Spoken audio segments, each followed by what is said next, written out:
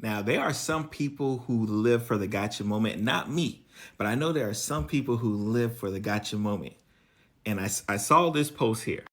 I saw this post here by the New York Post that says COVID vaccines lead to slight increases in heart, brain, and blood disorders. And I just knew the second I read it, I said, oh, the anti-vaxxers are going to think that Christmas came again. Like, I just knew it because that's typically how it goes. They typically wait for something like this to pop up, and then they start running with "I told you so, I told you so." So of course me, right? Me being who I am, I start looking at all of the comments, right? So because I just want to see what the vibe is, right? Because in year 2024, I'm thinking, you know what? Maybe the anti-vaxxers have turned this new leaf and they understand that if there was like such a significant issue with these COVID vaccines, we would start seeing effects by now. I'm thinking maybe in 2024 they've gotten that. Nope, that is not the case. Like every comment is, "Oh, I told you so." Oh, we would have got kicked off of Twitter if we would have said this 3 years. Like everything is like, "Yes, I knew it." Like they're rejoicing,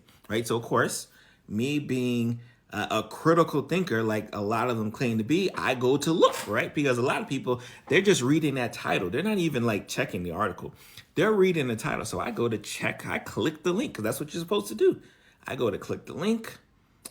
For some reason, I'm seeing a lot of words. I'm not seeing a lot of links, meaning I can't see this study that they're talking about, right? And I say, all right, maybe this is just New York Post.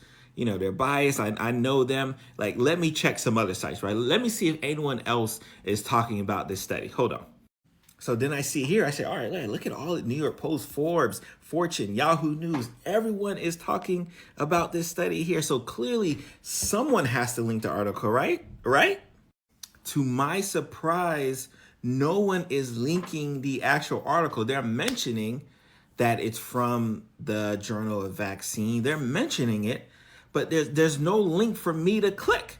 And you would think anyone who's critical thinking would want to click and actually read the journal article because it's free. It's not like it's like behind some paywall. It's free. Like it's free. So of course, because I, like the rest of my anti-vaxxer, compadres, right, as they claim, right, I go to actually critically link and say, hey, I need to read what is going on, right? And I read it, right? It's a nice, lengthy, pretty typical journal article that you would see, right?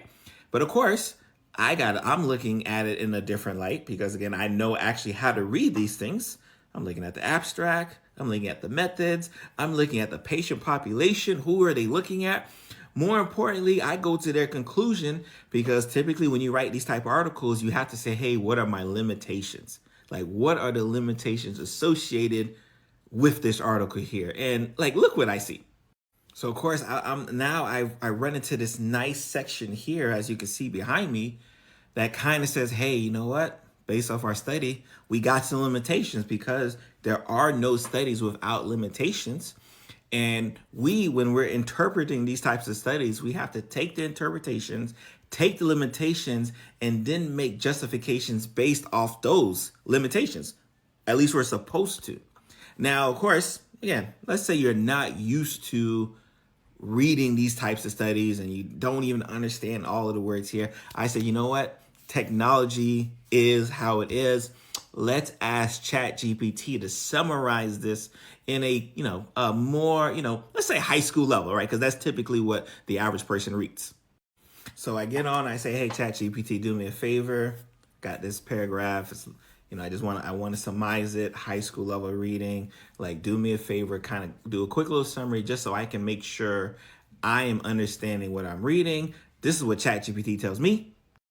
Hey, our study has some limitations. The data we used came from different countries. The way it was collected, it was reported, that varied. This can make it hard to compare results accurately. Also, these countries had different strategies for giving out the vaccines, right? Our study didn't account for things like people's health conditions, genetics, ethnicity, behavior, which can also affect results. So essentially, they're saying, hey, you know what? We got a whole bunch of numbers, a whole bunch of data, but please don't go out here posting it on multiple websites like this is for the general public. This is based off the data I have. This is what we see, but for the general public, I can't even give you that association.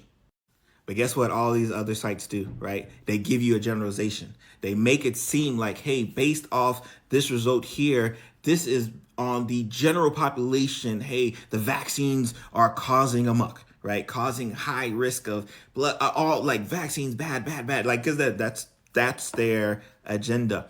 But thankfully, because you follow people like yours truly, you know that, hey, you know what? What are they not telling me, right? Like why couldn't they just link the journal the first time Dr. Berry was looking for it? Like, why did he have to go searching for the article that everyone happened to be referencing, right? The reason why is because you would have quickly read, hey, this study got limitations.